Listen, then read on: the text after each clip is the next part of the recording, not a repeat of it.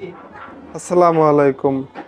আজকে এলএলবি ছাত্রদের উদ্দেশ্যে একটা গুরুত্বপূর্ণ বিষয় নিয়ে আলোচনা করব। এলএলবিতে যারা 2 বছর মেয়াদি কোর্স করে, এলএলবি পাস করে, তারা বার কাউন্সিল পরীক্ষায় অংশগ্রহণ করতে পারবে কিনা এবং তাদের যে প্রশ্নপত্র 4 বছর মেয়াদি যারা কোর্স করে এলএলবিতে অনার্স করেছেন তাদের প্রশ্নপত্রের সাথে মিলে কিনা, অর্থাৎ তারা একই প্রশ্নপত্রে পরীক্ষা দিবে কিনা। এলএলবিতে 2 বছর মেয়াদি বা 4 বছর মেয়াদি কোর্স যেটাই করুক না কেন, বার কাউন্সিল পরীক্ষায় অংশগ্রহণের ক্ষেত্রে